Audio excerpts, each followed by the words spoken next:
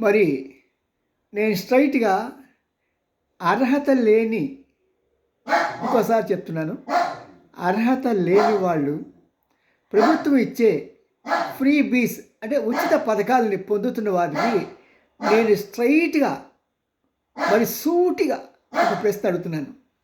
మీరు నిజంగా దేశభక్తులైతే, మీరు నిజంగా భారతీయులైతే మీరు మీకు అర్హత లేని ఆ ఫ్రీ బీస్‌ని వదులుకోండి. ఆ ఫ్రీ బీస్ డబ్బులు గనుక మన ప్రభుత్వం డిఆర్‌డిఓ మన రక్షణ దళానికి పరిశోధనకి కనుక మనం ప్రభుత్వం ఖర్చు పెడుతుంది. అలా ఖర్చు పెట్టిన డబ్బుల వల్ల మనకేంటంటే మన దేశ భద్రత ఇంకా స్ట్రాంగ్ అవుతుంది. అఫ్‌కోర్స్ ఇప్పుడే మనం స్ట్రాంగ్‌గా ఉన్నాం. No doubt. కానీ ఇంకా డబ్బులు కావాలి. కానీ ఈ రాజకీయ పార్టీల ఒత్తిడి వలన మరి మోడీ ప్రభుత్వం కూడా కొన్ని ఫ్రీ బీస్ అర్హత లేని వ్యక్తులకు కూడా వాళ్ళు ఇవ్వటం జరుగుతున్నది. ఒకవేళ వాళ్ళు ఎవరైనా తీసేద్దాం అనుకుంటే దానివల్ల చాలా గోల జరుగుతున్నది. పక్కనున్న పాకిస్తాన్ నుంచి, బంగ్లాదేశ్ నుంచి సన్నాతులు వచ్చి మన దేశంలో ఓట్లు వేసి ఆధార్ కార్డు సంపాదించి నానా యాగి చేస్తే వాళ్ళు పట్టుకుంటూనే బీభత్సం సృష్టిస్తున్నారు. ప్రతిపక్షాలు కానీ, మేధావులని చెప్పుకునే వర్గాలు కానీ, కుహానా సంస్కృతికి వెళ్ళిన జనాలు.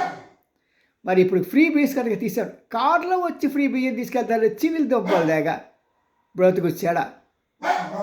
సిగ్గుండాలండి. కారులో వచ్చి తీసుకెళ్ళటం ఏంటండి?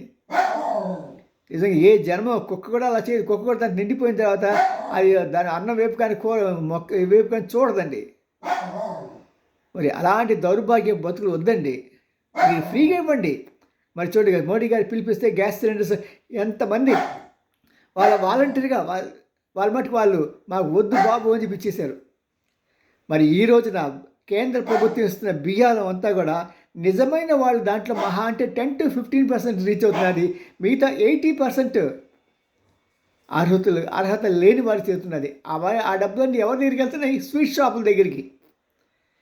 ఇలాగ రకరకాలుగా మార్గాల్లో, లేకుంటే కొన్ని కాకినాడ లాంటి పోర్టులకు బయట ఎక్స్పోర్ట్ చేయడానికి వెళ్తున్నాయి. ఇంతకన్నా దౌర్భాగ్యం ఏమైనా ఉందండి? ఆలోచించండి. మీకు ఏం మాత్రం దేశభక్తి ఉన్నా సరే వాటిని వదిలేయండి. మాకు వద్దు అని మీరు లిఖితపూర్వకంగా రాయండి. కేవలం మీరు మాకు వద్దని చెప్పి స్టోర్స్కి వెళ్ళి తీసుకోకుండా ఉన్నారంటే ఆ స్టోర్ యజమాని సంగతి తెలుసు కదా మీకు. నేను చెప్తే మళ్ళీ వాళ్ళు బాధపడతారు. మళ్ళీ కేసులు, గొడవ, నానా బీభత్సం.